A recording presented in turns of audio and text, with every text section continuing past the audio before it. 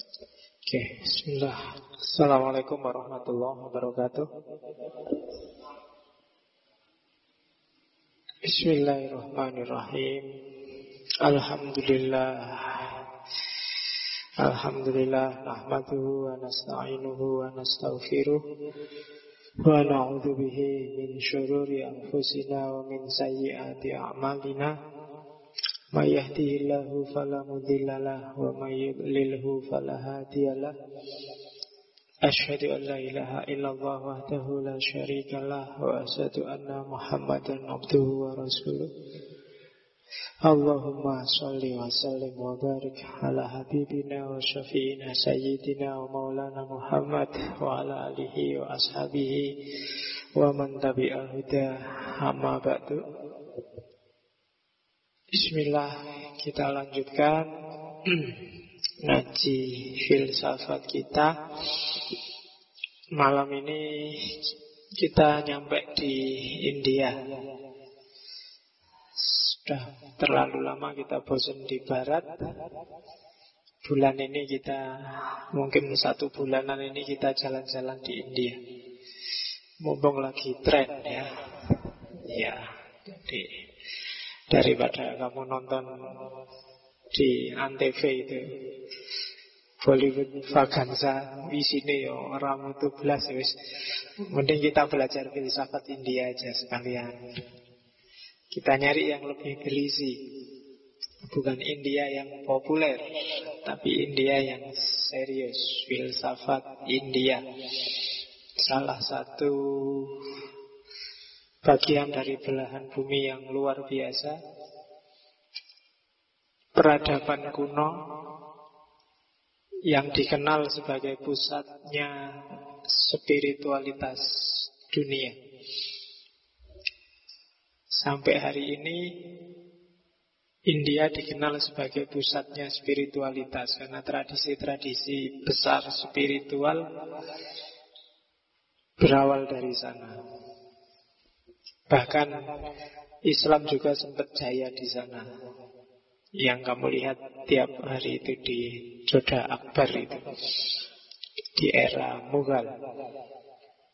Oke, meskipun kalau urusan media yang populer ya di sini India hari ini dikenal banyak kasus pemerkosaan. Yalah, itu ya sama aja. Kayak Indonesia hari ini dikenal banyak kasus korupsi. Nah, aslinya tidak gitu, cuma yo memang jadi aslinya tidak gitu, tapi faktanya begitu. Nah itu kayak kamu itu loh, kalau lagi di kampus bilang sama dia, Pak, saya itu aslinya rajin loh Pak. Nah cuma faktanya sering bolos. Nah, aslinya rajin, tapi faktanya sering bolos. Nah, India sekarang mungkin gitu, sama kayak Indonesia hari ini, sama kayak negara-negara Islam atau yang ngaku Islam hari ini, itu kan gitu. Aslinya sih api, cinta damai, cuma ya faktanya enggak gitu ternyata. Oke, nah sekarang kita lihat India yang aslinya. Kayak gimana sih aslinya India itu? Bukan India yang di film-film. Kalau di film-film kan ngertimu paling Tuan Takur sama komisaris. Nah sekarang nah, iya kan di sini kan itu. Polisi di India itu kan jabatannya kan cuma 2. Kalau nggak komisaris ya inspektur. Iya, cuma kamu cari yang lain nggak ada. Kalau nggak komisaris ya inspektur. Nah, sekarang kita lihat ada apa di India. Tokoh-tokoh besar banyak ada di India. Bahkan ada yang bilang dulu waktu Nabi ngomong utlubul ilma walau bisin, itu bukan ke Cina, tapi ke India. Karena India saat itu dikenal tradisi spiritualitasnya. Jadi Sin itu bukan Sin Cina, tapi Sindhu. Sindhu itu sungainya. Disebut India itu kan Hindi itu kan karena memang peradabannya ada di seputar sungai Sindhu. Jadi sungai Sind. Sehingga peradaban religius yang di sana, meskipun itu sebenarnya orang sana menyebutnya agama Weda, atau di barat pakai istilah agama Veda, orang luar menyebutnya agama Hindu. Sebenarnya dari asal kata Sin. Mereka sendiri nggak menyebut dirinya agama Hindu. Bagi mereka agama itu tidak ada. Agama Hindu itu agama Weda, tradisi spiritual yang hidup di sana. Makanya nama India itu ya dari nama tempatnya dulu. Kalau kalian pernah dengar istilah Hindustan, kalau Hindustan itu istilah dari para tokoh Muslim, biasanya menyebutnya Hindustan. Sama arahnya India. Orang asli menyebut dirinya, orang lokal asli sebenarnya tidak India, tapi Jambu Dwipa. Artinya Dwipa itu pulau, Jambu itu ya jambu. Jadi kalau ada istilah jambu itu sebenarnya serapan dari bahasa India. Jambu Dwipa. Sama kayak Indonesia dulu, khususnya daerah Sumatera dikenal Swarna Dwipa. Atau mereka juga menyebut dirinya Bharatawarsa. Bharatawarsa itu keturunan dewa-dewa. Ini ada pengaruhnya ras Arya yang masuk ke sana. Makanya kalau kalian lihat Mahabharata, para Ramayana kan mengklaim dirinya ini generasi Bharata, generasi keturunan dewa-dewa. Oke, jadi itu dari sisi namanya. Kalau sekarang yang populer sih terkenalnya Bollywood. Kalau Bollywood itu tidak ada anunya. Bollywood itu kan karena pusat perfilmannya di Bombay, saking majunya dibayangkan, wah ini ngalah-ngalahin Hollywood ini. Terus jadilah Bollywood. Oke, itu nama yang tidak penting. Makanya nggak tak tulis di sini, nggak ada Bollywoodnya di sini. Oke, nah ini pengantarnya. Jadi malam ini kita ngomong pengantar dulu. Kita lihat teknis sama peta kajiannya dulu. Minggu depan kita mulai. Mungkin dari yang kita sebut Hinduisme.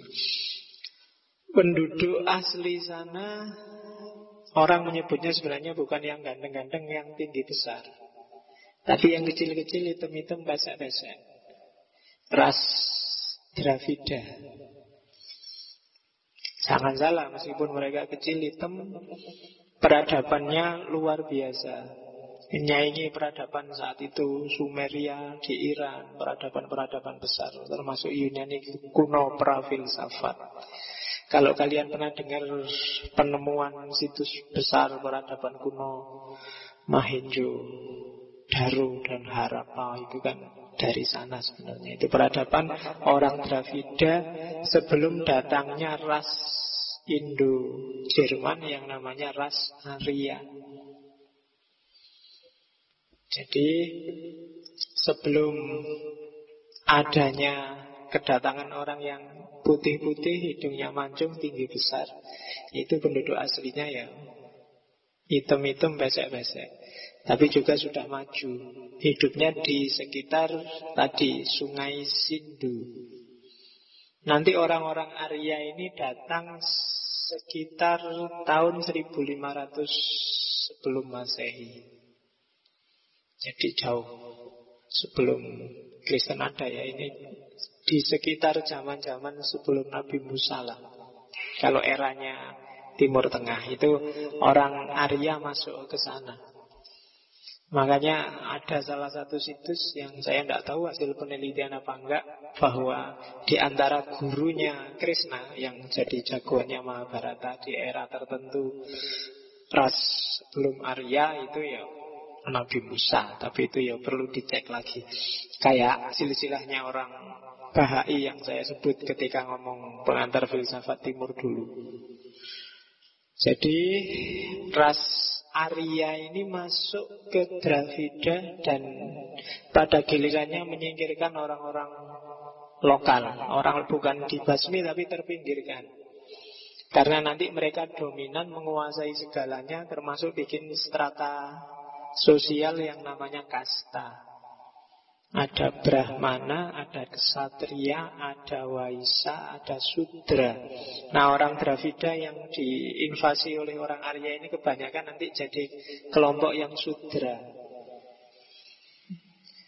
Kalau Brahmana itu ulama, Kalau kesatria itu kelompok militer, kalau Waisya itu kelompok umaro, orang-orang pejabat pekerja, dan Sudra itu rakyat kecil. Ada lagi yang di bawahnya Sudra itu namanya Paria. Paria itu lebih kere lagi daripada Sudra. Itu orang yang tidak punya status, sering-sering dijual belikan jadi budak. Nah, jadi kedatangan orang-orang Arya yang ganteng-ganteng itu menyisihkan orang-orang lokal yang hitam-hitam dan pesek. Makanya hati-hati dengan invasi bule-bule di Indonesia ya. Kamu tidak laku akhirnya. Sekarang di TV itu kan wajahnya bule. Pokoknya wajah bule itu laku luar biasa. Nah, itu sama kayak India zaman dulu ketika ras Arya baru datang. Arya sendiri ras yang luar biasa, masuk ke Asia. Yang paling terkenal sebenarnya sebelum ke Dravida dikenal masuk juga ke Persia. Makanya kalau kalian lihat orang Iran hari ini itu juga ganteng-ganteng, hidungnya panjang-panjang. Jadi agak menonjol dibandingkan kita. Kita hidungnya agak hilang. Ya, mancung, tidak apa-apa. Kan definisinya gitu. Pesek adalah mancung yang tertunda. Jadi kamu tidak perlu minder. Ya, pada saatnya akan mancung lagi. Oke. Arya kalau secara harfiah artinya bangsawan, tuan. Jadi kelompok elit, bukan orang biasa. Itu Arya. Dan istilah Arya kan banyak diserap, dibawa ke Indonesia. Kan banyak di Indonesia nama Arya. Ada Arya Wiraraja dulu itu yang jadi think tanknya Bupati Sumeneb, yang jadi think tanknya Raden Wijaya. Ada Arya Tada. Arya Tada itu patihnya pengganti Gajah Mada setelah Gajah Mada nggak ada. Ada Arya Damar. Arya Damar itu bupati di Palembang yang masuk Islam, punya nama Cina. Kemudian dia dikasih putri Campa yang sudah dihamili oleh Raja Brawijaya terakhir, dikirimkan ke adiknya Arya Damar. Arya Damar ini panglima yang disuruh menaklukkan Palembang. Dan kehamilannya itu nanti melahirkan Raden Patah. Dan dihamili lagi oleh Arya Damar, melahirkan Raden Kusen. Nah, itu Arya. Dulu sandiwara radio ada Arya Kamandanu. Iya, musuhnya Eyang Subur ada Arya Wiguna. Itu, iya kan, banyak dipakai. Peradaban kita memang banyak terpengaruh India, Cina itu kan yang banyak bermain. Apalagi Islam yang masuk ke kita kan agak bau Cina, bau Persia, bau Syiah, Islam awal. Oke, itu jadi penduduk aslinya. Meskipun mengacaukan peradaban Dravida, Arya ini nanti melahirkan peradaban spiritual besar yang nanti dikenal sebagai Hinduisme. Meskipun mereka sendiri menyebut dirinya sebagai agama Weda. Ajaran-ajaran Weda ini sebenarnya awalnya ajaran, mereka agak politeis. Jadi ajaran dewa-dewa, kombinasi antara ajaran politeismenya Arya dengan kepercayaan lokal, melahirlah agama Weda. Itu India. Oke, jadi itu gambarannya, kondisinya India. Kita lihat sekarang masuk ke filsafatnya.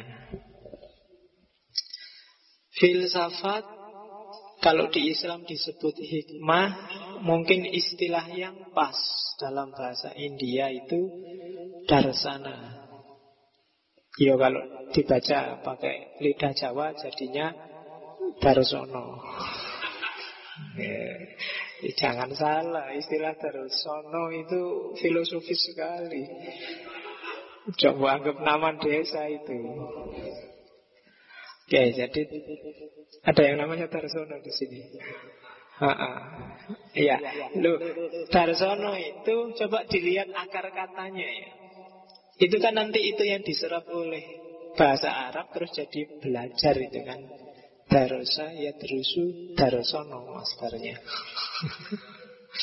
Ya, itu mungkin serapan dari bahasa India. Artinya Darsono itu introspeksi, membaca ke dalam. Darsana. Kata-kata yang setanding dengan darsana adalah kalau di bahasa Arab adalah hikmah. Jadi kalau secara terminologis darsono itu introspeksi ke dalam. Introspeksi ke dalam itu, introspeksi itu kan rasional. Sementara dunia dalam ini kan dunia intuitif. Jadi pengalaman intuitif yang dibaca secara rasional, itu namanya darsana. Filsafat itu kan itu sebenarnya intinya. Pengalaman hidup manusia yang dibaca secara rasional. Ya meskipun karena kita merasa lemah pembacaan kita, terus kita pinjem pembacaan-pembacaan orang-orang yang lebih canggih. Itulah para filosof yang kita ngaji setiap malam Kemis. Jadi itu filsafat India. Ya kalau ngaji filsafat mau diganti namanya, mungkin diganti ngaji Darsono. Itu kita 1 bulan akan ketemu Darsono. Ada istilah lain, misalnya istilah tatua. Kalau tatua itu uraian tentang ketuhanan. Makanya ada buku, mungkin terbitannya LKIS yang nulis Atlas Wali Songo itu Pak Agus Sunyoto. Dia nulis novel judulnya Rahwana Tatua. Tatua itu uraian-uraian yang sifatnya ilahi, metafisika ketuhanan.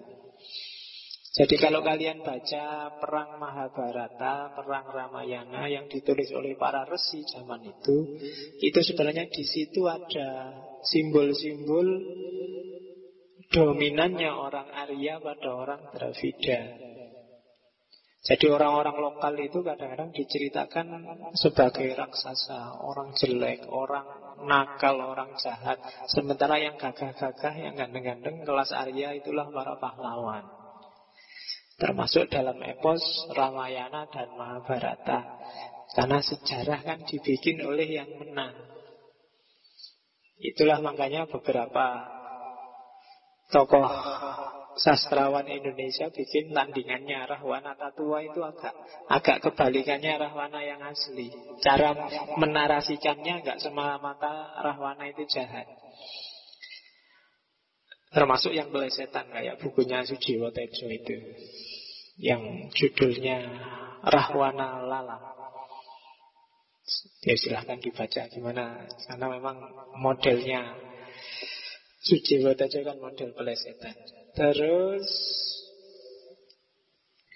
yang kedua adalah Mahmana Sastra. Jadi artinya pemikiran, perencanaan, pertimbangan, dan renungan. Itu juga konotasinya filsafat. Terus yang ketiga wicara sastra. Pertimbangan, renungan, penyelidikan, keraguan-raguan. Dan yang keempat, tarka, itu spekulasi. 4-empatnya konotasinya filsafat. Cuma yang dipakai dalam teks-teks dasar filsafat India biasanya pakai darsana. Jadi itu istilahnya. Awas keliru kalau lihat istilah darsana di kitab India itu bukan nama orang. Kadang-kadang ada penerjemah yang tidak ahlinya, itu kadang-kadang nerjemahnya ngaco. Ya kan? Saya pernah baca ada terjemahan yang bunyinya seorang kontradiksi. Kok bisa seorang kontradiksi ya? Ilmu ini sekundi, kontradiksi itu apa orang? Jangan-jangan itu buah-buahan. Iya, karena bukan ahlinya. Kayak istilah-istilah di filsafat itu kan banyak yang harus ahlinya yang ngerti. Kalau tidak ahlinya ya nerjemahnya bisa rusak. Oke, maka hati-hati. Jadi tidak semua buku terjemahan itu layak baca. Karena banyak yang justru menyesatkan pikiranmu. Tidak malah tercerahkan, malah bingung. Karena bulat, banyak yang andalannya kadang-kadang Transtool apa Google Translator. Itu yang bikin bingung. Oke. Terus apa sih beda tujuan antara filsafat India dan filsafat Barat misalnya, atau filsafat yang lain? Yang pertama yang jelas, semua filsafat khususnya Barat itu biasanya sangat bangga kalau sudah nyampe pada yang namanya kebenaran. Tapi filsafat India khususnya, dan mungkin hampir semua filsafat Timur, kebenaran itu bukan tujuan akhir. Tujuan akhir adalah, dalam tanda petik ya, keselamatan. Makanya agama-agama itu kan sering disebut jalan keselamatan. Tidak berhenti pada kebenaran. Dengan bekal kebenaran kita cari keselamatan. Kalau di Hindu, di Buddha nanti kita bebaskan diri dari samsara. Jadi itu beda paling asasi yang harus kita ingat. Jadi benar saja nggak cukup, harus juga kita selamat. Itu yang tidak kita temui di Barat. Maka dari perspektif ini, itu ya orang-orang yang pembela kebenaran itu harus agak naik kelas setingkat lagi, pembela keselamatan. Syukur-syukur bisa menyelamatkan orang lain. Jadi tidak berhenti dengan menang-menangan. Kalau berhentinya di keselamatan, akhirnya ya debat. Kan berhentinya di kebenaran itu akhirnya cuma debat. Tidak ada ujungnya. Oke, nah itu secara umum. Secara khusus, apa sih tujuannya filsafat India? Itu kalau istilah letterlemnya adalah realisasi Atman. Di India biasanya Atman itu dijejer dengan Brahman. Brahman itu Tuhan, kalau Atman itu manusia tapi jiwanya. Nanti di aliran tertentu Atman itu sama dengan Brahman. Mirip kayak para filosof Muslim Persia yang bilang bahwa Allah dan manusia itu esensinya sama. Jadi tujuannya filsafat India adalah realisasi Atman. Maksudnya apa? Mewujudkan hakikat diri sebagai bagian dari dirinya Tuhan. Ya gambaran kalau sufi ya mungkin takholak bi ahlakillah. Ya kan? Mewujudkan apa hakikat dan fungsiku sebagai manusia. Jadi realisasi Atman itu berarti merealisasikan dan mentransformasi diri, mencapai kesadaran tertinggi diri kita sebagai manusia. Itu gunanya filsafat. Belajar apapun di bidang filsafat, kalau di filsafat India arahnya adalah biar pemahamanmu tentang hidup dan kehidupan semakin naik kelas, sehingga kualitasmu sebagai manusia juga semakin naik kelas. Maka jangan belajar sesuatu yang justru bikin kamu degradasi. Kamu kan sering bilang, Pak, sain for sain, Pak, ilmu itu ilmu, Pak. Saya belajar ilmu maling, ilmu santet, tidak masalah kan, mau ilmu. Kalau versi timur, masalah itu. Kenapa? Kamu belajar sesuatu yang bikin kamu jatuh. Bahwa nggak kamu kakek, iya. Tapi coba misalnya, kamu, Pak, saya sekarang sudah ahli maling, Pak. Sudah tak pelajari semua triknya. Teori apa saja saya paham. Kalau sekedar maling, aku ngerti. Nah, itu ilmu dong. Tapi coba misalnya kamu jalan keluar, ada sepeda, tidak ada yang nunggu, sepi. Mesti pikiranmu, oh, sepeda ini cukup butuh satu paku kecil, bisa tak bawa lari. Nah, itu kan cuma mikir aja kan kotor pikiranmu. Itu yang disebut bahwa ndak. Kamu harus milih-milih juga dengan ilmu. Kalau yang kamu isi ke kepalamu, informasi keilmuannya, misalnya isinya pornografi, terus yang gitu-gitu terus. Cobalah meskipun enggak Pak, saya cuma lihat nggak ngelakuin kok Pak.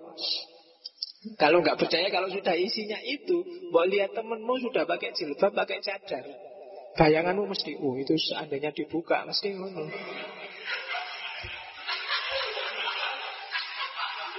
Iya kan? Lo karena pikiranmu wis ngeres. Jadi wis ditutup itu mesti pikiranmu, oh itu kalau dibuka isinya paling ngono mesti. Jadi hati-hati dengan yang kamu masukkan dalam dirimu. Seolah-olah ilmu untuk ilmu itu tidak kepake, ilmunya jangan salah. Kadang-kadang mendegradasimu meskipun kamu nggak sadar. Oke, terus apa sih kalau sudah mencapai pemahaman diri tingkat tinggi? Terus kenapa?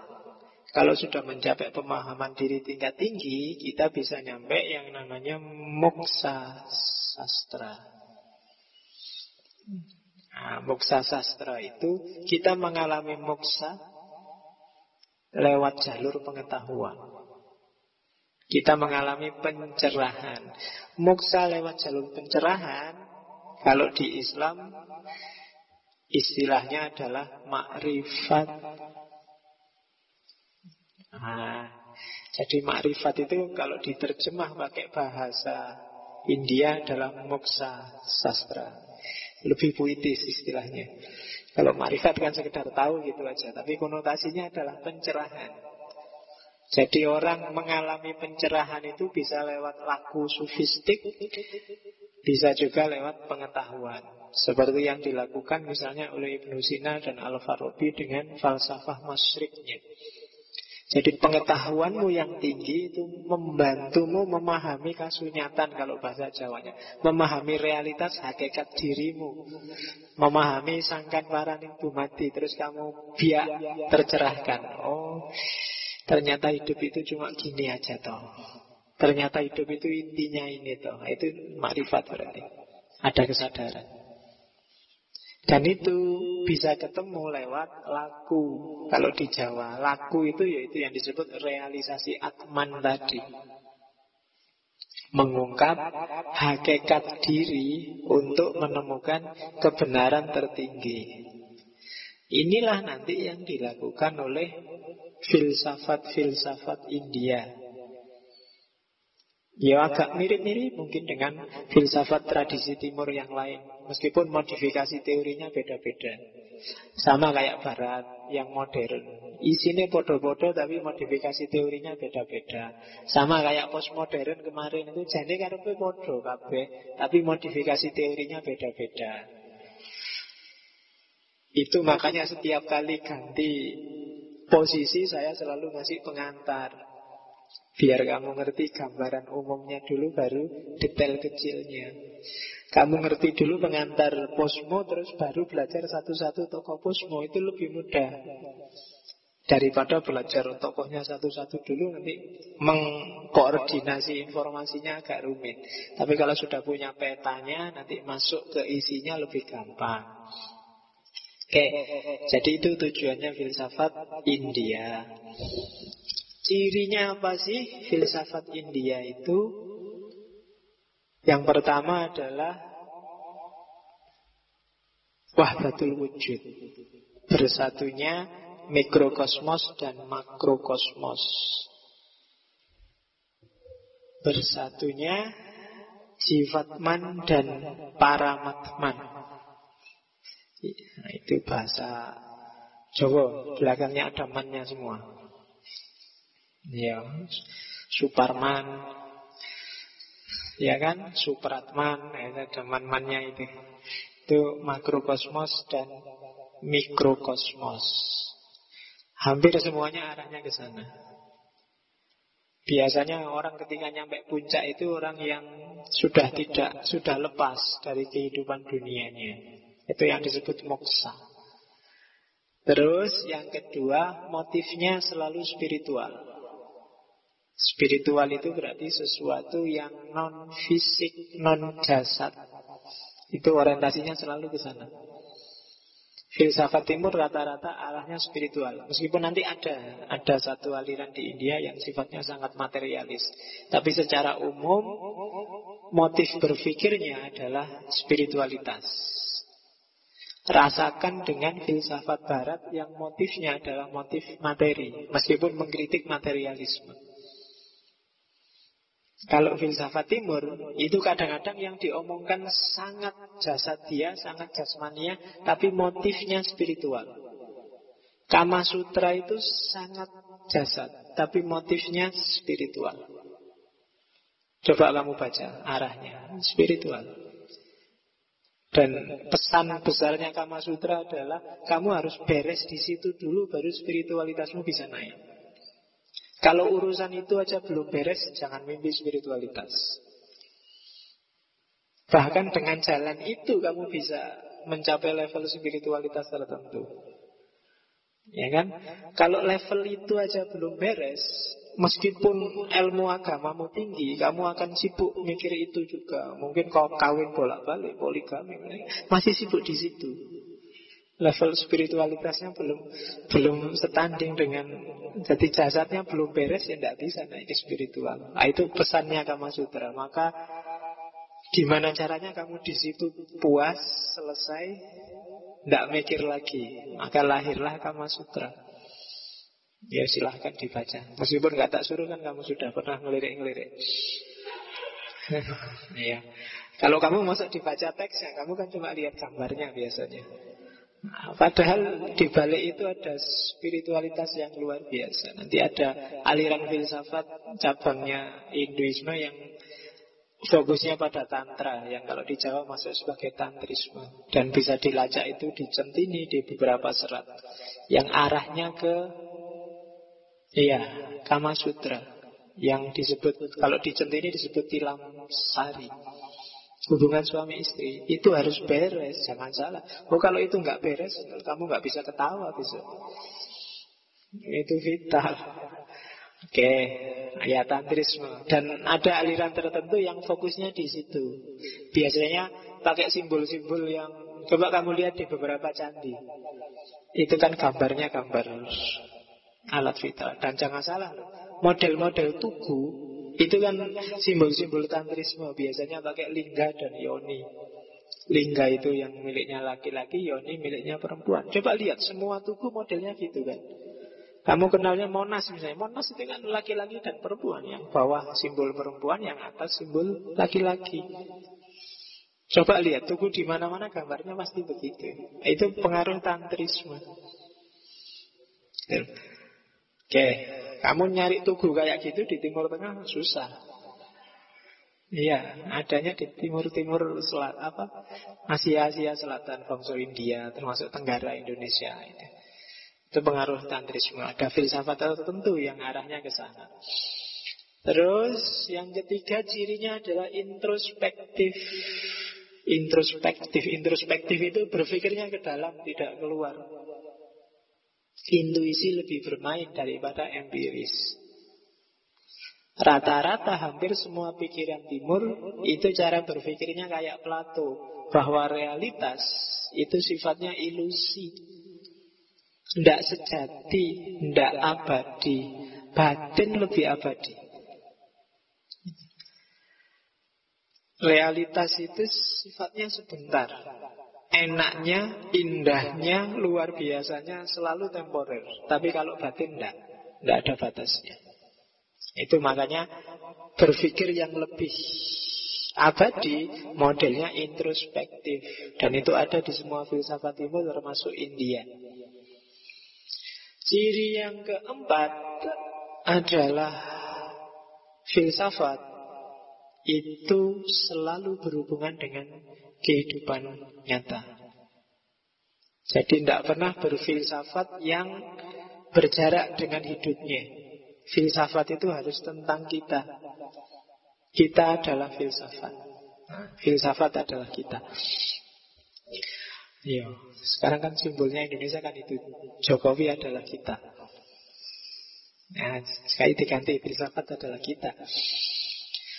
Itu kan kalau sama anak-anak alay kan dijawab kita, kan gitu.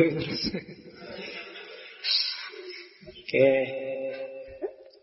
Oke ya, jadi kenapa sih filsafat adalah kita? Ya, karena filsafat itu berpikir tentang kita, dari kita dan untuk kita, kayak demokrasi. Jadi dari kita, oleh kita, dan untuk kita. Filsafat timur nggak mau mikir yang nggak ada gunanya. Mikir yang misalnya agama-agama besar itu kan beberapa ada yang diskusinya ngapain sih itu didiskusikan, mau nggak nyambung. Besok kira-kira surga itu sekarang sudah dibangun apa belum ya? Itu kan mikir yang tidak ada gunanya. Neraka itu panasnya kira-kira berapa derajat ya? Kira-kira itu kan mikir yang tidak ada gunanya. Kan ada beberapa diskusi yang kayak gitu. Sains juga gitu kan, banyak sains yang sia-sia, tidak ada gunanya. Nah, filsafat timur biasanya nggak mau. Maka filsafat timur kebanyakan temanya agak etik. Apa yang harus dilakukan, apa yang jangan dilakukan. Coba perhatikan yang rajin ikut ngaji Jawa, itu kan hampir semua isinya etik. Apa yang harus dilakukan, apa yang seyogyanya dilakukan, apa yang selalu begitu. Oke, jadi filsafat adalah hidup kita. Terus yang kelima, biasanya hampir semua filsafat timur termasuk filsafat India, cirinya adalah idealisme monistik. Realitas itu secara hakiki itu tunggal, satu. Di luar itu hanya manifestasi dari yang satu. Itu namanya idealisme monistik. Yang macam-macam ini sebenarnya satu. Ada hakikat yang mengikat kita. Ya misalnya kita yang di sini, yang macam-macam ini punya identitas lebih tinggi, yaitu santri ngaji filsafat. Itu kan itu mengikat kita bareng-bareng. Tapi dikumpulkan sama yang lain, mungkin ada yang lebih tinggi lagi. Kita adalah warga negara Indonesia misalnya, ada lebih tinggi lagi, mengikat lagi, ada. Nah nanti puncaknya ada, yaitu kita hakikatnya adalah dalam tanda petik satu esensi dengan Tuhan. Itu filsafat timur. Itu yang disebut idealisme monistik. Oke, ciri yang keenam, otoritarianistik. Sangat kuat kalau di filsafat timur bahwa posisi para pemangku otoritas itu harus ditinggikan, dilayani, tidak boleh dibantah. Guru-guru filsafat, guru-guru sufi, hubungan antara mursyid dengan murid itu sifatnya mutlak, otoritarianistik. Guru-guru dianggap yang ngerti benar kondisi kita, maka apa kata mereka harus kita ikuti. Itu otoritarianistik. Dengan kesadaran bahwa aku itu tidak ngerti, guruku yang lebih ngerti. Termasuk levelku sekarang ada di mana, posisiku di mana, guruku lebih ngerti. Maka aku disuruh apapun manut. Itu logikanya. Kamu merasa, saya sudah pintar Pak, saya sudah. Yang lebih tahu gurumu. Kamu ada di mana sekarang? Gurumu yang, kamu levelnya ada di sini, sekarang kamu naik satu step lagi, jangan terlalu merasa di sana, kamu masih di sini. Yang bisa kayak gitu guru. Maka harus manut sama guru. Kalau di dunia sufi itu mursyid tidak boleh dibantah, apapun yang dia minta. Dan kamu nggak boleh komplain.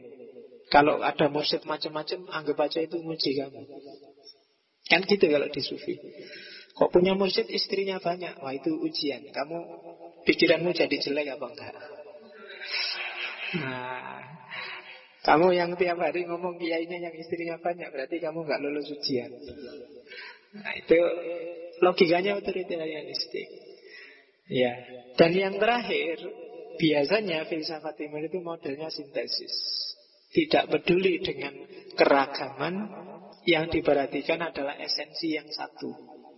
Disintesis, dijadikan. Kita sebenarnya satu hakikat kok. Dan itu arahnya demi harmoni dan toleransi. Makanya filsafat timur itu sangat menonjol dengan harmoni dan toleransi. Termasuk filsafat Indonesia dan filsafat Jawa. Pada saatnya kita akan masuk ke Indonesia setelah menjelajah kemana-mana. Ya, Indonesia harus jadi gongnya. Termasuk Jawa nanti jadi gongnya juga. Indonesia kan ada macam-macam itu. Mungkin kita jelajahi Sumatera, mana-mana yang punya beberapa gagasan besar. Nah, nanti puncaknya karena ada di Jawa, Jawa. Karena ada di Jogja, Jawa kita jelajahi, puncaknya nanti Jogja. Ya, oke. Nah, karena kita Jogja juga dijelajahi, nanti puncaknya Sleman. Sleman kita jelajahi. Oke, puncaknya Amplas. Ya. Oke, itu 7 ciri filsafat India. Nah, metodenya. Metodenya filsafat India, gimana sih cara pewarisan filsafat India? Cara orang belajar filsafat India zaman dulu ya ada namanya Sravana, ada namanya Manana, ada namanya Nidhyasana. Mendengarkan, mendiskusikan, atau menyerap. Jadi kebenaran itu bisa kamu dengarkan kayak ngaji filsafat ini, atau bisa kamu diskusikan, dibahas bareng-bareng, atau puncaknya adalah kamu serap aja. Kamu buka dirimu lebar-lebar. Makanya ada semedi, ada, kalau di Jawa disebut topo. Itu kan sebenarnya menyerap kebenaran. Membuka diri lebar-lebar, menyisihkan isi yang ada dalam dirimu sehingga kebenaran bisa masuk. Dari situ akan lahir pencerahan. Itu nidhyasana. Itu metodenya.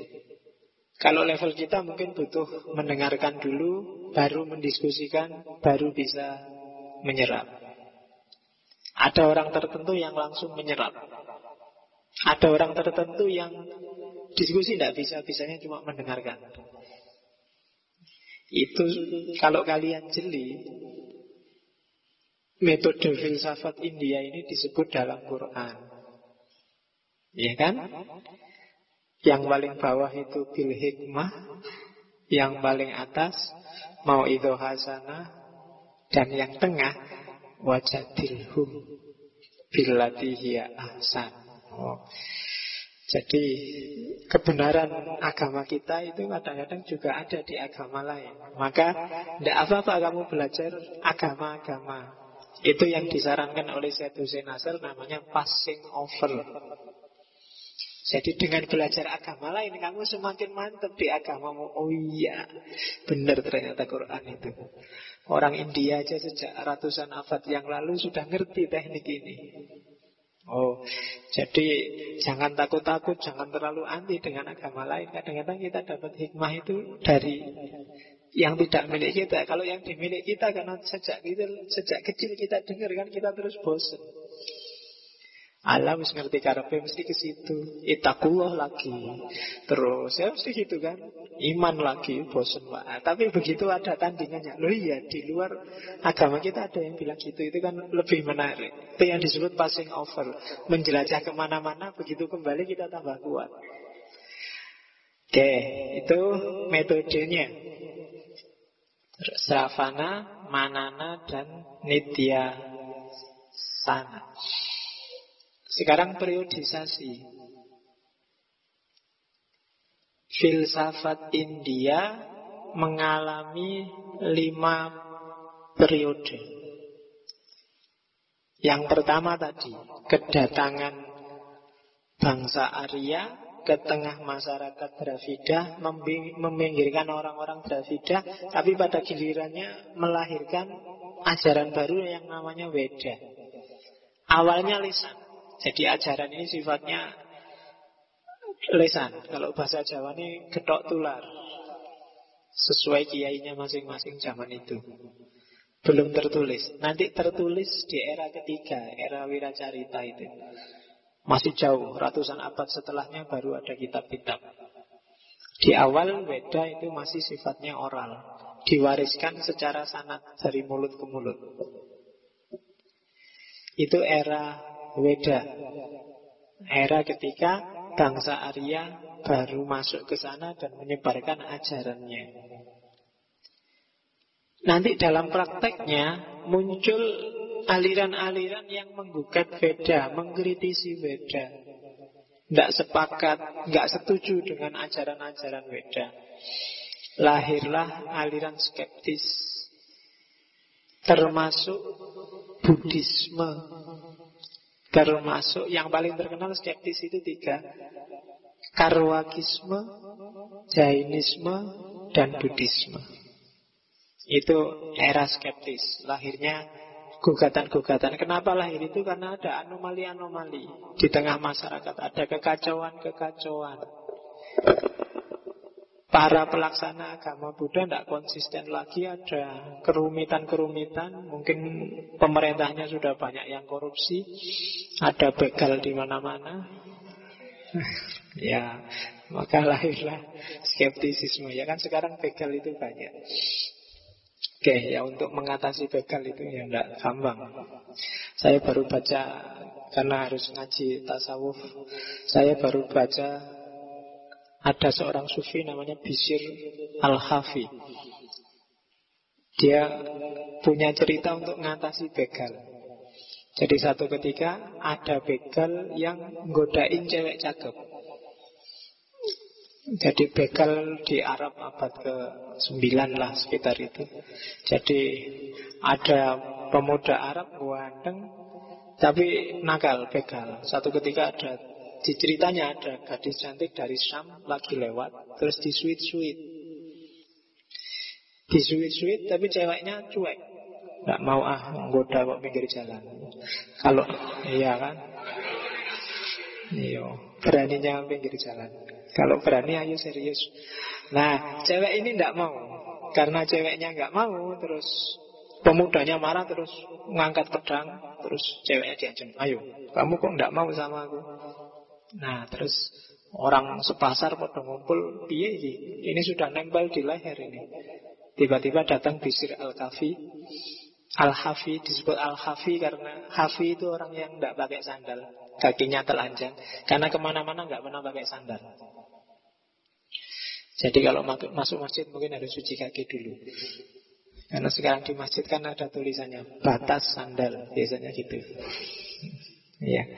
Kemarin saya di mana itu tidak cuma batas sandal, di bawah batas sandal, di atas yang belum sunat dilarang masuk.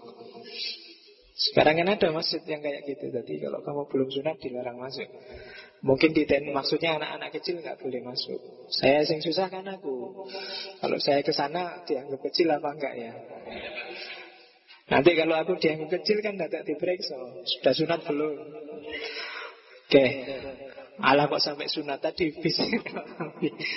Jadi Bishr Al-Hafi itu tiba-tiba begitu orang takut semua, dia jalan aja santai aja.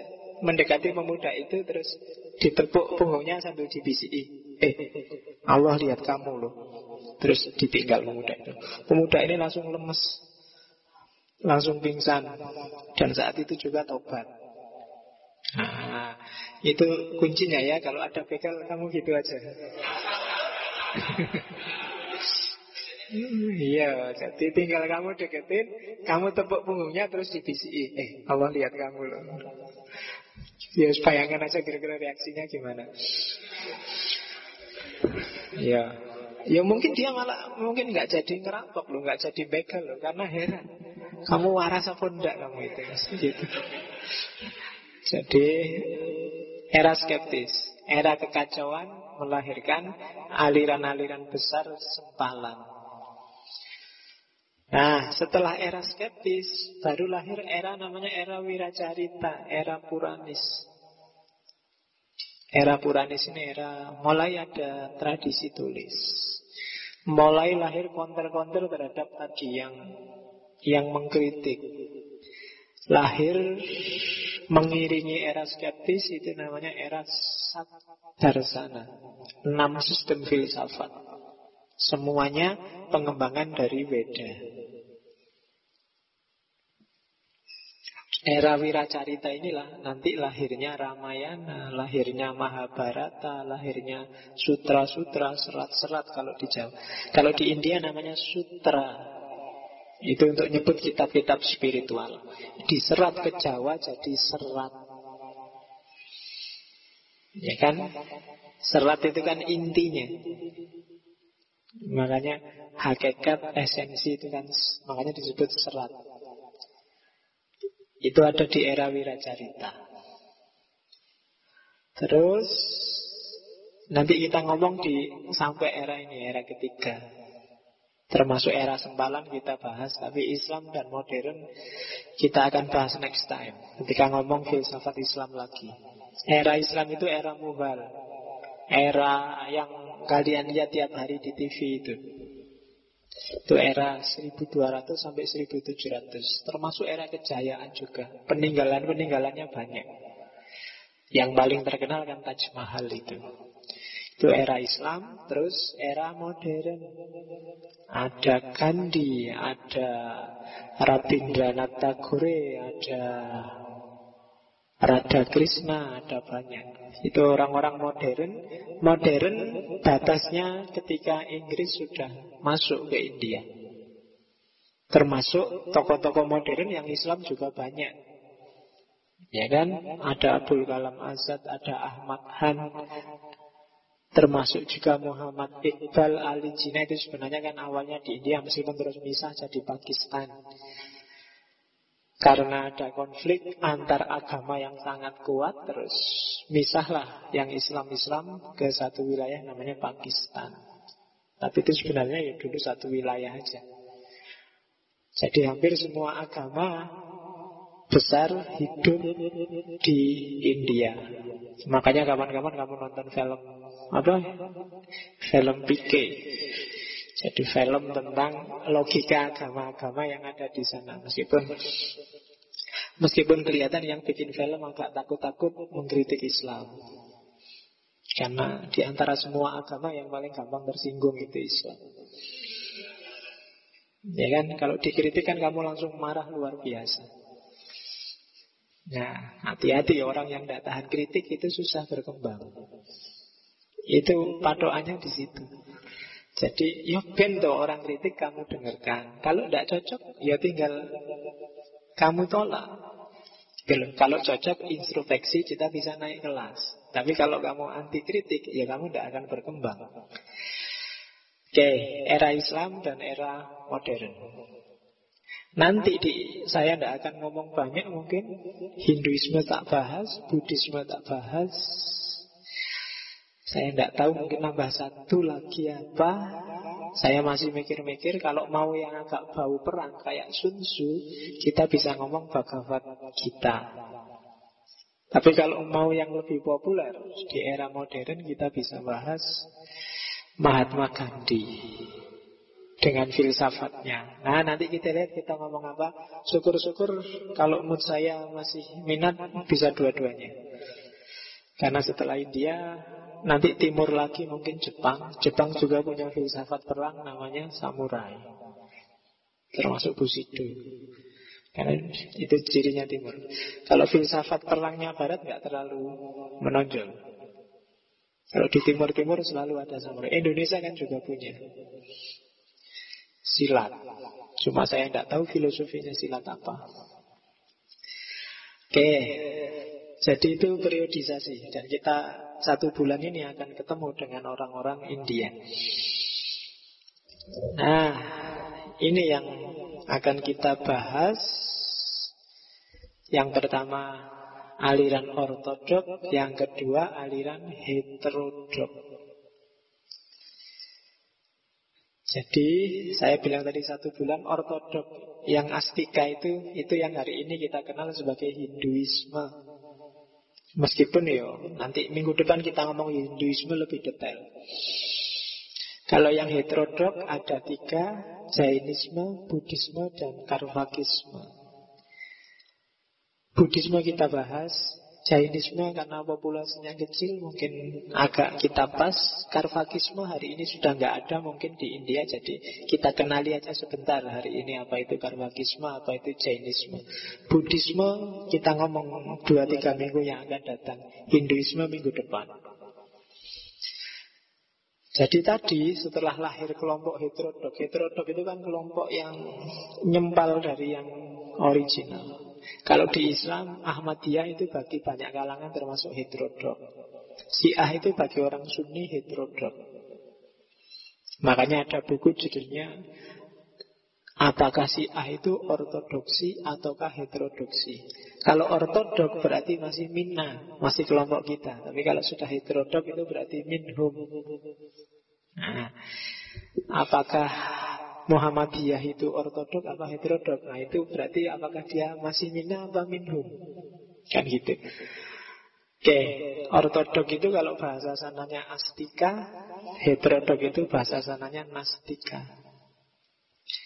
Istilahnya agak bagus, astika dan nastika. Kalau yang tadi tidak ngerti bisa dijadiin nama anaknya. Punya anak namanya astika. Yang ortodok itu isinya 7 sistem filsafat. Sat darsana.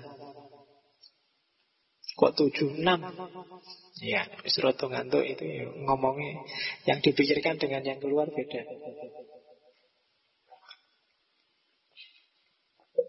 Kalau sudah setengah ngantuk ini, yang keluar intuitif, nggak pakai dipikir. Bu ngomong apa nanti? Kalau keliru kamu tinggal ngingetin aja. Kadang-kadang hitung-hitungan kayak gitu karena nggak tak kasih nomor. Harusnya 6, aku ngomongnya 7. Kamu ngerti dewe lah. Yang pertama Nyaya, yang kedua Waiseka, yang ketiga Samkhya. Kadang-kadang ada yang pakai Sankhya. Yang keempat Yoga, yang kelima Mimasa, yang ketujuh puncaknya adalah Vedanta atau Vedanta. Yang Mimasa itu sebenarnya Mimasa dan Vedanta itu sama-sama Mimasa. Yang pertama Purwa Mimasa, yang kedua Utara Mimasa.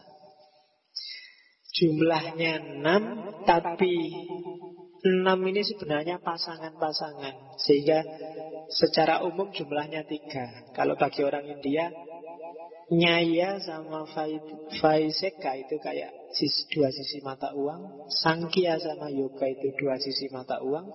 Mimasa dan Vedanta itu 2 sisi mata uang. Jadi ada 3 sistem besar yang terdiri dari 6 komponen. Saddarsana. Kalau yang heterodok, dia tidak mengakui Weda. Mungkin beberapa ajarannya dipakai, tapi tidak total. Karvaka, Jaina, dan Buddha. Kita lihat satu-satu secara pasangan ya. Yang pertama Nyaya dan Vaiseka. Nyaya dan Vaiseka itu panjang dan luas sebenarnya. Cuma saya menjelaskannya pakai istilahnya Plato aja, yaitu kayak substansi dan kategori. Kayak panca indera dan akal, kayak dunia nyata dan dunia ide. Itu Nyaya dan Vaiseka. Jadi orang hidup secara epistemologis, cara berpikir kita adalah kombinasi antara substansi dan kategori, kombinasi antara yang kita lihat dan yang kita pikir, kombinasi antara dunia nyata dan dunia ide. Jadi yang satu Nyaya, yang satu Vaiseka. Itu epistemologinya. Sementara ontologinya ya, realitas ini terdiri atas tanah, air, api, dan udara. Dan nanti yang menguasai semuanya namanya avatar. Loh iya, ini ini ajaran dari sana. Avatar itu ya nanti yang menyelamatkan dunia. Cuma bukan ya avatar aja. Avatar itu nama gelar. Nanti kalau ada tokoh besar yang jasanya luar biasa, membawa pencerahan ke banyak orang, itu biasanya dikasih gelar avatar, avatara. Nanti ada beberapa tokoh, bahkan termasuk Buddha itu kadang disebut juga seorang avatara. Nabi Muhammad itu di beberapa yang katanya ada di beberapa naskah Weda itu antara lain dia digelari juga seorang avatar. Meskipun tidak disebut punya mukjizat menguasai udara, angin, air dan macam-macam. Jadi penyelamat. Ketika dunia sudah rusak akan muncul seorang avatar. Oke. Nah, itu ontologinya. Kalau epistemologinya, cara berpikir itu adalah kombinasi antara panca indera dengan akal. Intinya itu, antara yang sensibel dengan yang ideal, antara yang terakses oleh akal dengan yang tidak bisa diakses secara langsung. Itu filsafatnya Nyanya dan Waiseka. Sebenarnya panjang dan detail, cuma waktunya habis. Ngomong Nyanya aja panjang, ada ciri-cirinya, ada kategorinya. Cuma next time kita ngomong Hindu mungkin agak lebih jelas sedikit. Tapi sementara itu dulu ontologi dan epistemologi dari Nyanya dan Waiseka. Terus ini Sankhya atau Samkhya dan Yoga. Ini juga bagian dari Veda. Kalau Samkhya ngomong aspek refleksinya, renungannya, kalau yoga itu semacam suluknya. Meskipun hari ini berkembang tradisi baru yoga yang populer, bukan yoga yang di sini yang religius. Jadi tekanannya biar awet muda lah, biar nggak sakit pinggang lah, biar terus latihan yoga. Gerakan-gerakannya memang dari sana, cuma substansinya bukan dari sana lagi, cuma diambil gerakannya. Jadi kalau yoga adalah lakunya, prakteknya. Jadi nggak sekedar praktek jungkir balik sama ngulet sama itu, enggak, bukan itunya. Tapi ada praktek, itu ada dimensi batinnya. Kalau di situ aspek utamanya yoga adalah tidak melukai, kesucian diri, qanaah, puas diri itu kan qanaah. Terus ingin tahu, belajar, studi, terus tawakal, berpasrah pada Tuhan, terus menjaga fisik, jasmani, makanya ada postur tubuh, mengatur pernafasan, pengendalian panca indera, konsentrasi, meditasi, dan ekstasi. Wah, itu visinya yoga sebenarnya. Meskipun di yoga yang populer direduksi luar biasa hanya pada aspek fisiknya. Kamu boleh ikut yoga. Syukur-syukur kamu bisa mengalami itu dengan melakukan yoga. Ada kan di sini? Saya tidak tahu, di Jogja mungkin sudah ada ya latihan yoga. Meditasi mungkin sekali-sekali kamu perlu belajar latihan pernafasan. Meskipun sejak lahir nggak pakai kursus kamu sudah bisa bernafas. Iya, tapi mungkin ada bagusnya kamu melatih. Pernah orang yang tidak latihan nafas itu biasanya cara dia bernafas hanya sampai di atas ini, paling banter sampai paru-paru. Ada baiknya sampai ke bawah, biar manfaatnya oksigen ndak hanya ke wilayah tertentu ya. Sampai bernafas dalam itu kan gunanya oksigennya masuk lebih dalam. Biasanya meditasi nyuruh orang bernafas dalam meskipun tetap rileks. Itu gunanya banyak karena peredaran darah jadi lebih lancar. Kalau nggak percaya kan sering saya sarankan, coba kamu ambil nafas sedalam-dalamnya, tahan sekuat-kuatnya, kemudian keluarkan pelan-pelan. Kalau kamu yang gampang masuk angin, mungkin tubuhmu jadi lebih kuat, lebih hangat, lebih tangguh. Coba aja sekali-sekali gitu. Kalau pas lagi kamu ndak enak, kalau mungkin pusingnya agak banyak, ya agak dibalik, kepala taruh di bawah. Atau kalau susah kepala taruh di bawah, sudah besar Pak, kalau dulu kecil bisa, sekarang nggak bisa, sujud aja yang agak lama. Ya kan, sekarang kan kamu susah, sudah terlalu keberatan macam-macam.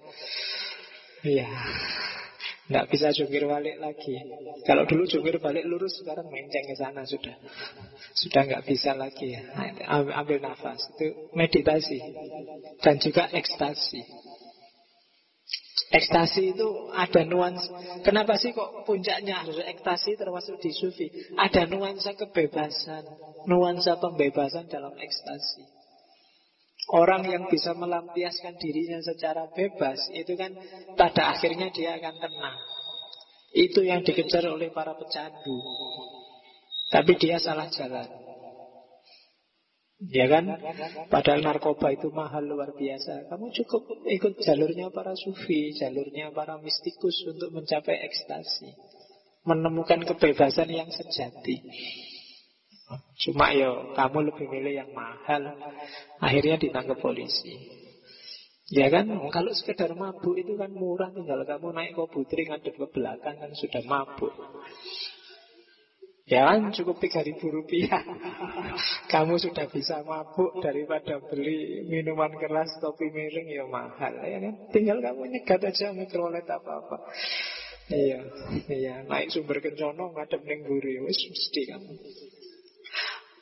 Oke, jadi puncaknya adalah ekstasi, kebebasan dirimu. Ya kalau di sufi, di tradisi mistik berarti apa?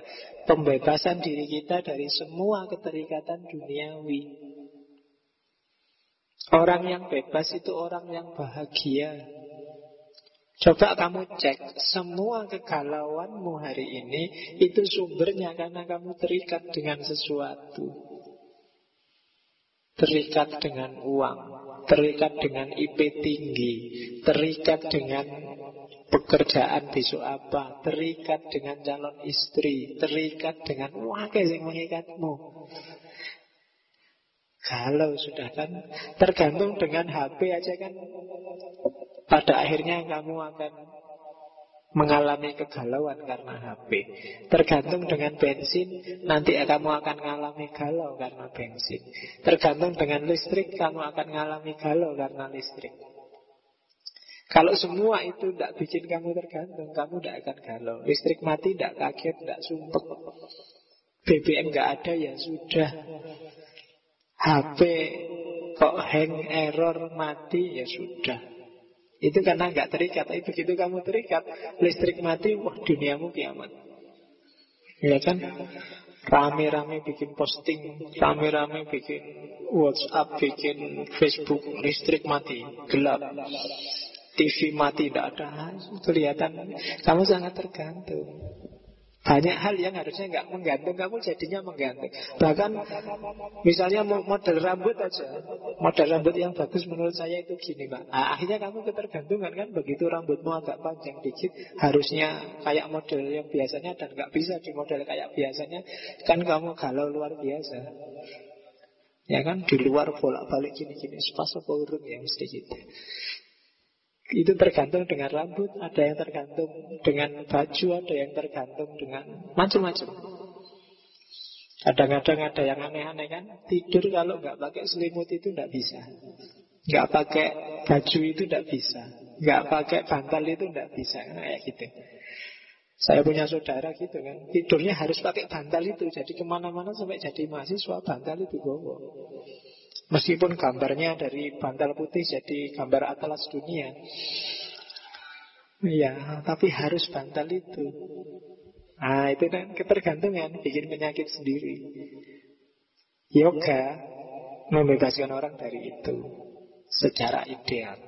Nah, itu samkhya sama ya. Coba yoga jangan sekedar lagunya. Sebelum yoga harus ada samkhya.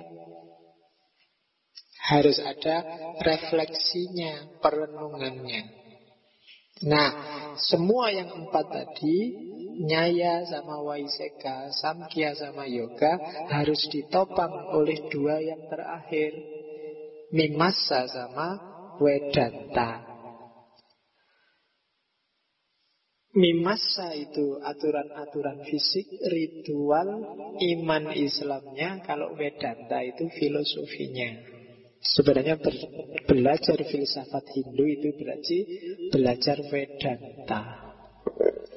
Oke, kita mimasa dulu. Jadi mimasa ini sebenarnya muncul belakangan ketika banyak penyelewengan, lahir heterodoksi, terus muncullah gagasan mimasa. Tafsir interpretasi dogma. Oke, isinya antara lain, ini antara lain ya. Misalnya epistemologi yang diakui. Epistemologi yang diakui di filsafat Mimasa ada 6. Jadi jalur pengetahuan yang sah itu 6. Yang pertama pengamatan, yang kedua penyimpulan, yang ketiga kesaksian, yang keempat perbandingan, yang kelima persangkaan, yang keenam ketiadaan. 1, 2, 3, 4 itu wajar. Pengamatan, penyimpulan, kesaksian, perbandingan. Kesaksian itu berarti, kalau di Islam berarti syahadah. Sumbernya sabda. Kalau di kita namanya wahyu. Kalau pengamatan itu ya observasi, melihat langsung. Kalau penyimpulan itu berarti pakai akal. Kalau perbandingan, ya berarti dengan membandingkan, melihat yang lain. Ini jalur normal. Nah, ada jalur yang khusus, nomor 5 dan nomor 6. Kalau kita menghadapi sesuatu dan 1, 2, 3, 4 tidak berdaya, jalan terakhir adalah 5, persangkaan, kira-kira. Akal nggak bisa baca, pengalaman nggak punya, di wahyunya nggak ada, dibandingkan sama apa? Hasilnya persangkaan. Kalau bahasa filsafat barat namanya spekulasi. Kira-kira begini yang benar. Makanya filsafat barat yang bagian metafisika itu kan disebut filsafat spekulatif, karena isinya spekulasi. Kalau persangkaan juga masih tidak berdaya, maka kita akan dapat pengetahuan ketiadaan. Nah, ini yang unik, bahwa tidak tahu itu sebenarnya tahu. Tahu tentang apa? Tahu bahwa aku tidak tahu. Tahu tentang apa? Bahwa tahu ada sesuatu yang tidak ada. Misalnya, kamu masuk ke sini, terus lihat, di masjid ternyata tidak ada kursi ya. Itu kan tahu tentang sesuatu yang tidak ada. Nah, itu jalur ketiadaan. Kan khas kan, kamu nggak nyampe mikir ke sana. Berarti ternyata tidak ada itu bisa jadi pengetahuan. Gitu. Apa yang kamu peroleh kuliah di Jogja? Saya memperoleh tahu sesuatu tentang ketidaktahuan. Wah, itu kan susah menjelaskannya. Ternyata ketidaktahuan dan ketidakadaan itu sejenis pengetahuan. Oke, jadi 1, 2, 3, 4 jalur normal, yang 5 dan 6 ini jalur khusus. Jadi pengetahuan, kalau kamu mau refleksi, Pak saya mau introspeksi, mikir tentang diriku sendiri. Nah, kalau kamu punya data empiris, kamu bisa pakai jalur pertama. Kalau data empiris nggak ada, tapi kamu merasa cerdas, bisa diolah pakai akalmu, kamu bisa pakai alat yang kedua. Secara empiris nggak ada, akalmu nggak nyampe, ya kamu bisa pakai yang ketiga, pinjem wahyu, kebenaran dari intuisi, dari wangsit. Atau nggak bisa Pak, saya akses wahyu pakai bahasa Arab lagi, saya ngaji aja gerodol-geradul. Misalnya pakai jalur yang keempat, perbandingan. Perbandingan maksudnya ngecek, mungkin ke orang, mungkin ke aliran, mungkin ke siapalah yang bisa kamu akses kebenarannya. Kalau 4-4-nya nggak ada, padahal kamu butuh, ya kamu bisa spekulasi. Kalau spekulasi juga nggak ada, ya berarti kamu bisa punya pengetahuan tentang ketiadaan. Kesimpulan saya tentang Allah adalah ternyata saya tidak tahu apa-apa tentang Allah. Nah, itu pengetahuan jenis terakhir. Nah, jadi kalau kamu ditanya dosenmu misalnya, apa yang kamu tahu tentang A? Yang saya tahu tentang A adalah saya tidak tahu apa-apa. Nah, itu jenis pengetahuan juga. Oke, jadi itu ketiadaan. Yang Ya, kalau metafisikanya nanti diulas panjang lebar di Hinduisme. Misalnya tentang karma, karma pala. Karma pala itu bahwa hidup ini, nek bahasa Jawa namanya wolas wales. Ya kan? Kalau kamu pernah menyakiti orang, kamu akan merasakan disakiti orang. Itu karma. Perbuatan baik sekecil apapun akan ada balasannya. Fama ya'mal miskola dzarratin syarra yara, miskola dzarratin khaira yara. Itu karma. Itu kan Quran mau ngomong, kalau kamu berbuat baik rasakno dhewe, berbuat jelek ya rasakno dhewe. Jadi itu antara lain ajaran karma. Jadi kalau kamu tanya, di Islam apa ada karma, Pak? Karma itu kan miliknya orang Hindu. Ya istilahnya bukan karma. Oke, jadi itu karma pala. Nanti kita ngomong banyak di Hinduisme. Yang kedua ada sakti, apurva. Sakti itu potensi bahwa dalam diri kita ada bekal, ada potensi untuk jadi luar biasa. Bahkan potensi untuk bersatu dengan Tuhan. Kekuatan ini bisa benih, bisa juga dibangun.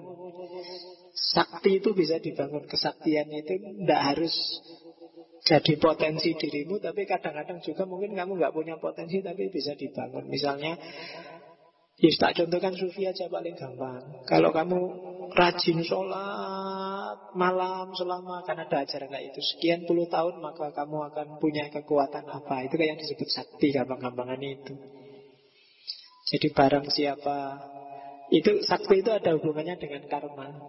Sakti itu semacam kekuatan potensial yang dia bisa lahir jadi aktual dengan laku karmamu yang baik. Makanya kalau di Mahabharata itu kan ada siapa? Ibunya yang paling jahat itu Duryodhana, yang matanya ditutup. Dia rela tidak melihat demi menghargai suaminya yang buta. Karena kerelaannya ini, karena lakunya untuk tidak melihat ini, lama-lama matanya jadi sakti.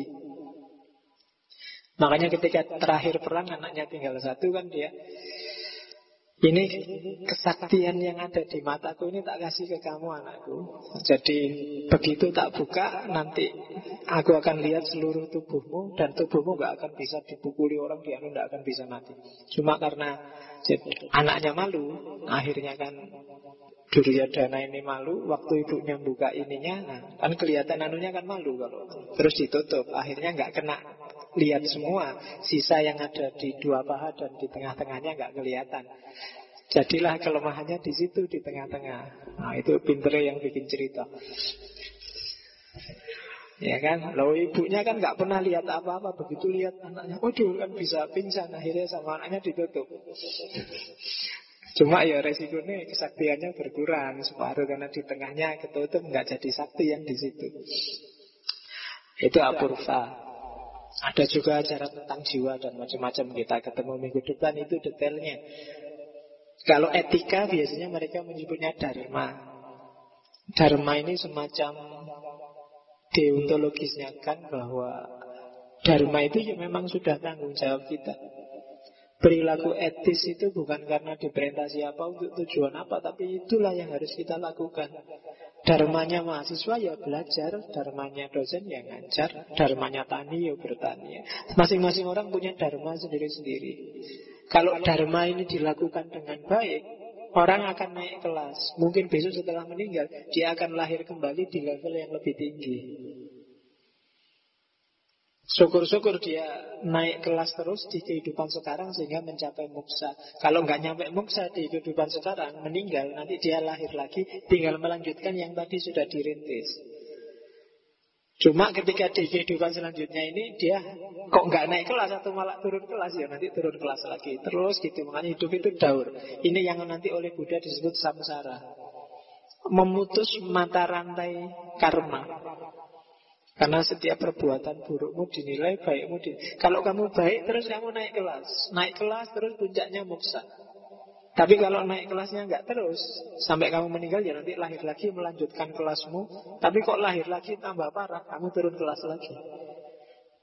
Bahkan kalau sangat parah, kalau di Buddhisme kalau di ajaran tertentu kan bisa turunnya nggak cuma reinkarnasi jadi manusia, kamu bisa jadi semut, bisa jadi nanti di hewan-hewan. Nah, kalau hewan-hewan ini patuh pada jarumanya sebagai hewan. Kalau ayam ya rela disembelih. Kalau kerbau ya rela buat membajak sawah. Nah, ikhlas. Jadi kamu tanya binatang yang di rumahmu ya ikhlas enggak jadi kucing, ikhlas enggak? Kalau ikhlas dia naik kelas. Nanti lama-lama bisa lahir lagi di jalur manusia. Nah kalau sudah di jalur manusia berbuat baik lagi naik kelas. Pokoknya semua pada puncaknya harus muksa. Muksa itu ittihad, bersatu dengan Tuhan. Jadi bukan surga, bukan neraka, tapi bersatu dengan Tuhan. Surga neraka juga tempat transit saja sebenarnya. Nah itu ideologinya kelompok ini. Oke. Terus Vedanta. Vedanta ini puncaknya filsafat India.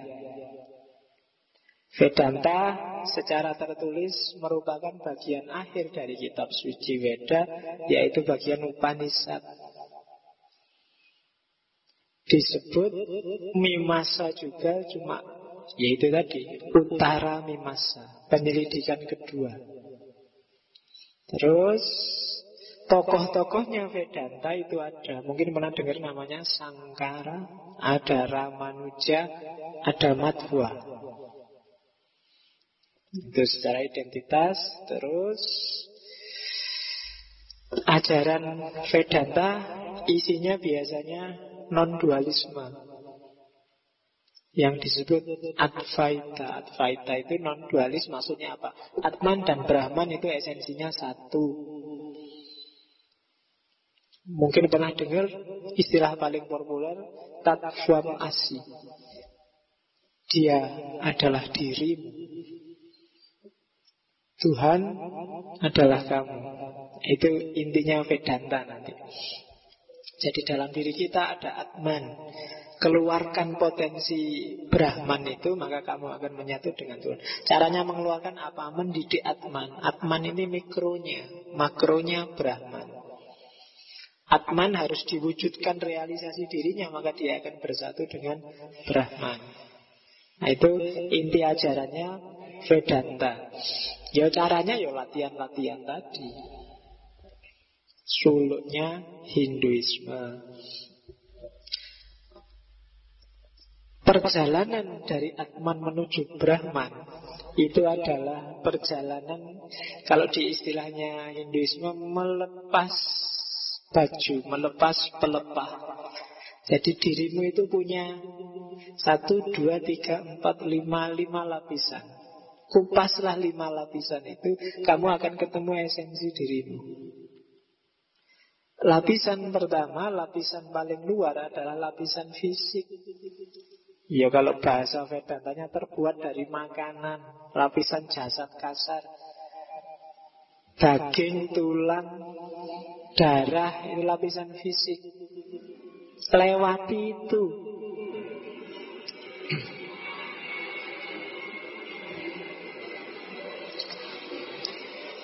Kalau melewati yang fisik aja tidak bisa, ya kamu tidak akan bisa melepas lapisan selanjutnya.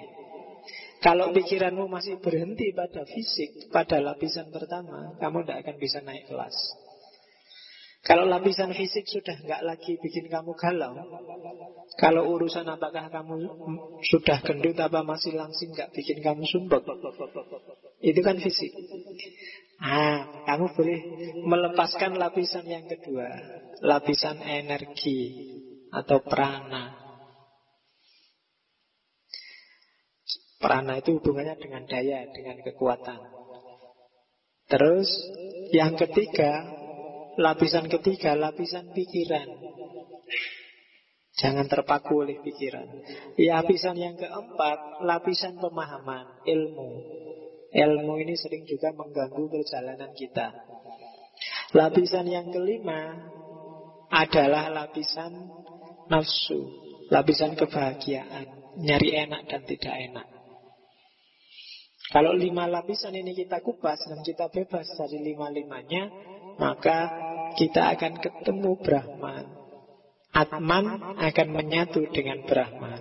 Nah, itu ajarannya Vedanta.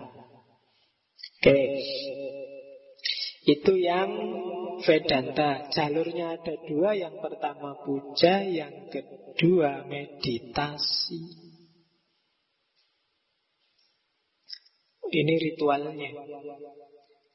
Puja itu berarti fisiknya melakukan aktivitas menyembah. Meditasi berarti batinnya itu pasrah. Kayak kamu sholat itu loh. Sholat itu kan puja sekaligus meditasi. Makanya sholat itu fisiknya harus kelihatan menyembah. Itu yang disebut khudu. Meditasi itu yang disebut khusyuk. Jadi kalau kamu sholat ya harus khudu dan harus khusyuk. Makanya dulu para ulama ya pantas-pantasnya kalau kelihatan khudu itu ya, misalnya Imam Syafi'i bilang jangan bergerak lebih dari 3 kali. Kalau bergerak lebih dari 3 kali kelihatan gak serius, gak khudu, gak menyembah. Meskipun terus kamu maknai literal kan, literal berarti kalau sholat kamu bingung sendiri begitu. Ada nyamuk 1, 2, 3. Loh sudah 3. Gimana ini? Sholatnya dilanjutin apa enggak? Buyar sholatmu karena memikir jumlahnya. Sebenarnya fokusnya bukan jumlahnya, masih kelihatan khudu enggak? Meskipun cuma sekali, kalau gerakannya ngaco ya mungkin enggak khudu lagi. Sholat misalnya lagi enak sholat, temanmu lewat, aku pamit ya. Nah itu ya, gerakannya cuma sekali, tapi ya sekalinya kamu sholat kok gitu, enggak apa-apa, kan cuma sekali. Atau lagi sholat teman-temanmu ribut tuh rame-rame, kamu jengkel sekali terus wah sholat. Iya, sholat sekali, itu sekali, tapi jelas tidak rudu. Jadi maunya para ulama itu ya gerakanmu kelihatan khudu lah, kelihatan tunduk. Ya paling tidak gerak jangan lebih 3 kali. Itu logikanya mereka. Tidak ngerti kan gerakanmu satu aja sudah bisa menjungkir balikkan dunia. Ya jadi itu puja sama meditasi. Khusyuknya juga harus kena. Itu Vedanta. Sekarang kita lihat sebentar aja yang heterodok. Kita omong 2, nanti yang Buddhisme 2 minggu lagi. Yang pertama Karvaka. Ini aliran yang sudah lenyap hari ini. Karvakisme. Karvakisme itu unik, kayak filsafat barat. Ini aliran yang materialisme hedonis. Yang lain semua spiritual, bagi dia materialis.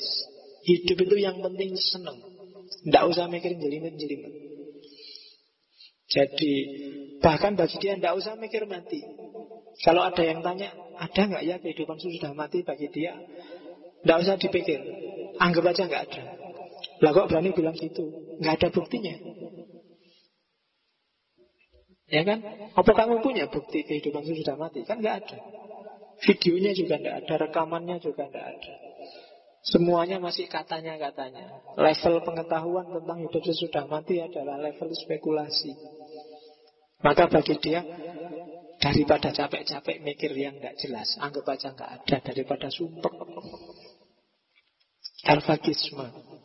Dan aliran ini tidak percaya dengan semua yang tidak dilihat langsung, tidak dibuktikan sendiri. Itu Karvakisme. Terus sifatnya hedonis. Intinya carilah senang. Oh hidup sekali kok nyari sumpek. Kalau bikin hukum yang bikin kamu senang. Kalau bikin norma yang menyenangkanmu. Materialisme hedonis. Dan bagi dia memang satu-satunya realitas yang ada itu ya materi. Termasuk yang 4 unsur tadi, tanah, air, udara, api, itu semua kan materi. Dan yang lain kombinasi dari 4 itu. Jadi Karvakisme, aliran senang-senang. Di sisi ini kelihatan dangkal, tapi dia punya epistemologi yang unik. Kelihatan ya? Jadi Karvakisme ini anti-induksi dan anti-deduksi, anti akal. Bagi dia pengetahuan yang sah itu ya pengetahuan yang dialami langsung. Kenapa dia anti induksi? Karena bagi dia induksi itu Generalisasi. Dan generalisasi itu nggak masuk akal. Misalnya, induksi itu kan gini. Tak lihat satu mahasiswa ngantuk, satu mahasiswa ngantuk, satu mahasiswa ngantuk, terus tak simpulkan bahwa ngaji filsafat itu bikin ngantuk. Padahal hanya dari beberapa. Itu kan tidak memadai. Siapa ngerti ada yang tidak ngantuk? Apa yang tidak ngantuk itu tidak dihitung. Induksi itu kan kayak gitu. Lihat orang Islam ini ngamuan, Islam ini ngamuan, Islam ini ngamuan. Terus berarti Islam itu ngamuan ya. Itu kan induksi. Bagi mereka induksi itu tidak layak sebagai pengetahuan. Wong dia generalisasi. Jadi mikirnya ke susu. Kalau pengen kayak kita meyakini bahwa setiap orang mesti mati, itu kan generalisasi. Tidak boleh kita ngomong setiap orang mesti mati. Harusnya kita ngomong setiap orang mesti mati itu besok setelah dunia habis, semua orang mati baru ya ternyata semua orang mati. Ya kan? Cuma kamu gak akan bisa menyimpulkan kayak gitu, karena begitu semua orang mati lah, kamu kan juga mati. Iya, jadi nggak jadi, makanya nggak usah dibahas yang itu, katanya orang Karwakisme. Induksi itu tidak layak. Nah kalau deduksi itu kerjaannya orang bodoh. Kenapa? Deduksi itu kan kesimpulannya ada, terus ditarik derivasinya. Jadi kalau kesimpulannya ada, ngapain dipikir lagi?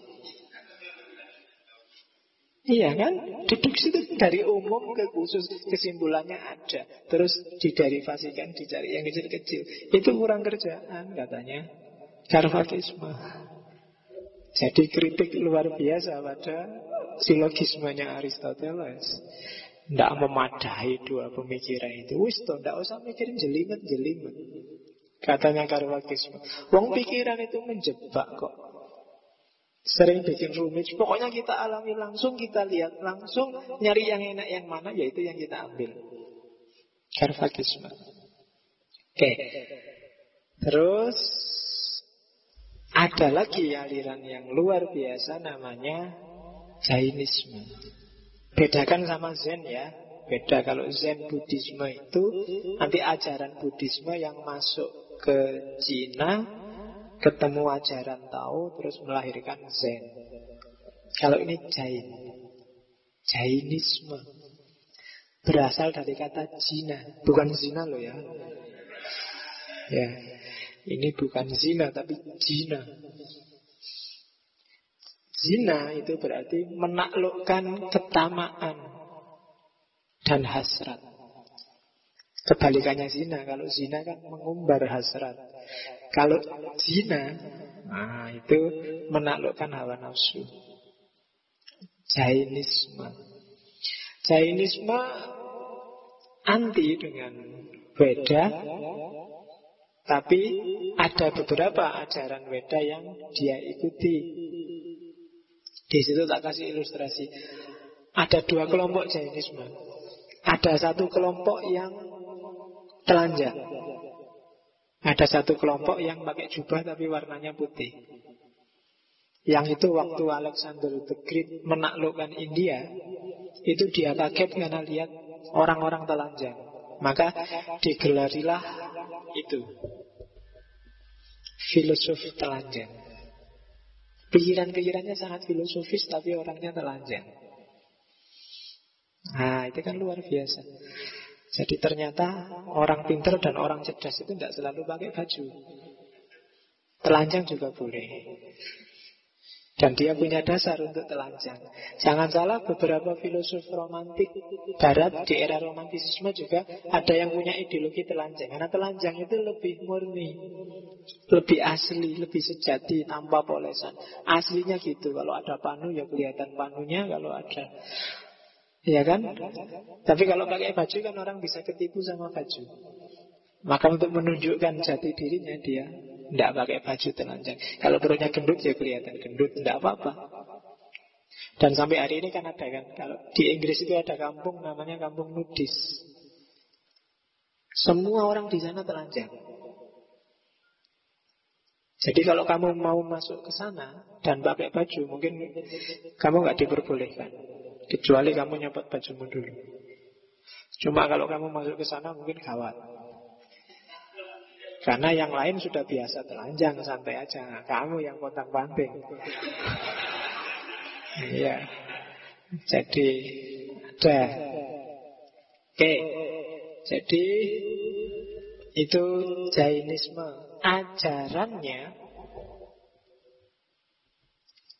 Ajaran tentang jiwa misalnya. Ini ada kalimat yang tak terjemahkan letter luck. Jiwa itu besarnya sebesar ibu jari, hidupnya di dalam hati. Dia semacam sel, ya kan? Cuma dia tidak akan bisa tumbuh kalau kamu cuek padanya. Kamu hanya melayani dimensi fisikmu. Kamu hanya mikir makan, kamu hanya mikir gimana caranya sehat fisik, kamu hanya mikir gimana caranya enak. Kamu tamak, kamu penuh nafsu, ya kan? Karmamu karma jelek semua, maka jiwamu jiwa bibit Brahman yang namanya Atman itu lama-lama dia bisa mati. Oleh karena itu, biar dia bisa hidup, tidak kotor oleh karma yang jelek, yang hasrat, yang keinginan dan macam-macam tadi harus dibendung. Maka dalam Jainisme ada aspek-aspek purgatif. Purgatif itu penyucian diri yang sifatnya sangat keras, menyakiti diri, menyiksa diri. Ada yang tidak makan bertahun-tahun, ada yang mukuli dirinya terus-terusan, ada yang dalam rangka biar tubuhnya nggak manja dan atmannya bisa hidup. Itu Jainisme. Itu nanti antara lain yang jadi bahan kontemplasinya Siddhartha Gautama, sehingga melahirkan Buddhisme. Tapi Jainisme adalah salah satu cabang heterodok dari agama Veda. Jadi ini purgatif yang keras. Itu Jainisme. Sampai hari ini masih ada meskipun tidak besar di India. Ritual biasanya orangnya kayak orang tidak keurus. Fisiknya kalau lewat di sini mungkin kayak orang di luar yang tidak pakai baju, yang kayak tidak waras itu. Tapi Jainisme mengemban spiritualitas yang tinggi. Dan jangan salah, tipe kayak gini juga di beberapa aliran sufi kan ada. Sufi-sufi tertentu juga punya metode menyakiti diri.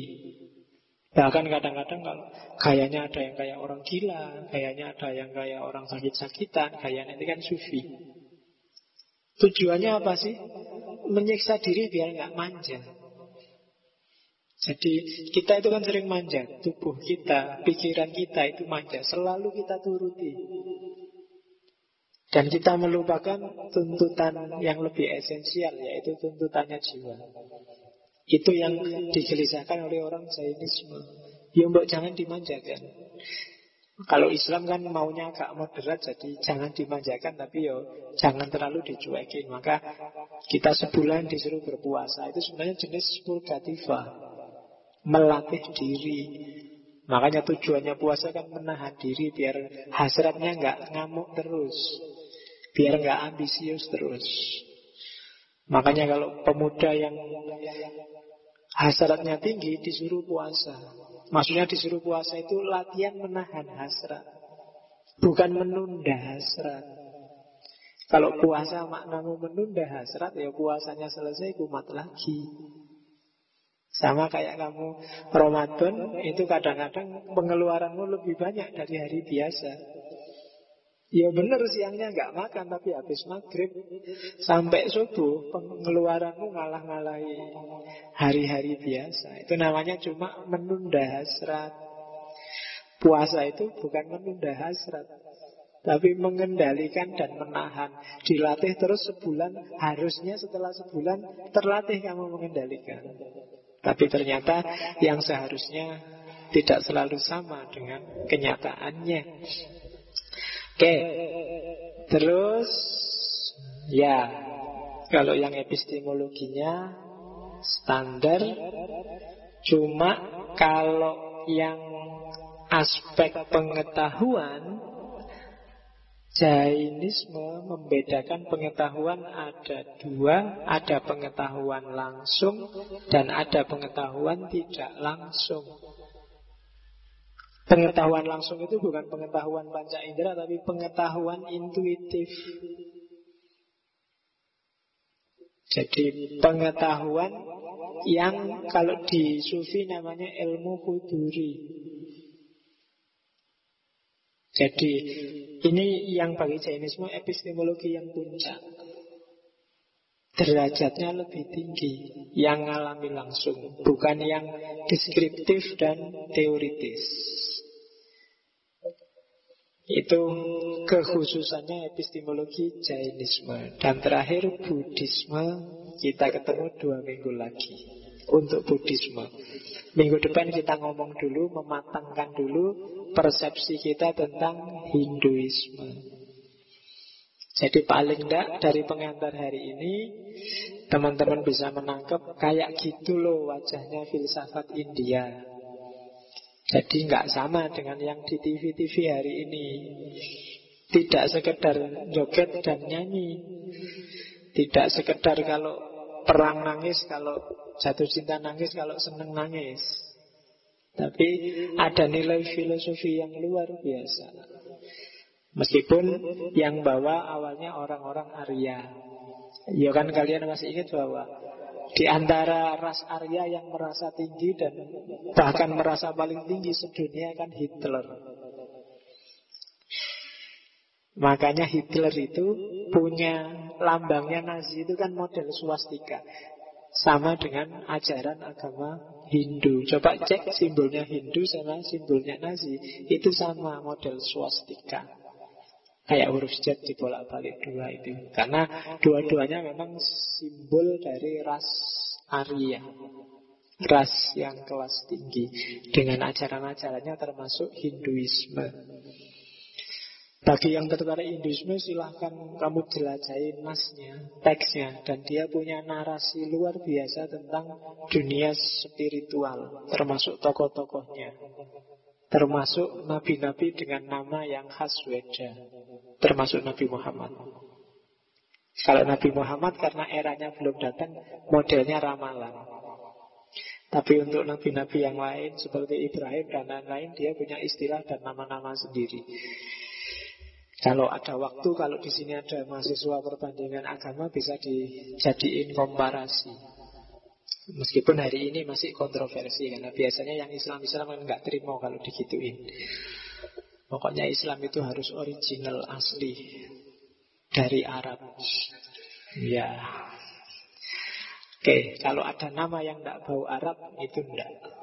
Islam itu namanya harus bau Arab. Oke, saya kira itu pengantar filsafat India. Minggu depan kita ngomong Hinduisme. Kalau ada pertanyaan, pakai Facebook. Seminggu ini saya belum buka Facebook. Mohon maaf yang ada pertanyaan ya. Karena yang saya butuhkan sekarang kontaknya podo pakai WhatsApp. Tapi kamu pakai Facebook, nanti 1-2 hari lagi akan tak buka. Semoga nggak telat pertanyaanmu, nggak mendesak. Karena kelihatannya ada 1-2 yang mau bikin tesis atau bikin skripsi. Tanya, kalau telat ya kamu ketemu saya aja langsung atau SMS. Pak, saya baru ngirim, Facebook darurat segera dibuka. Kalau dibuka nanti tak buka. Oke, saya akhiri sekian. Wallahul muwaffiq, wallahu a'lam bissawab, wal afu minkum. Wassalamualaikum warahmatullahi wabarakatuh.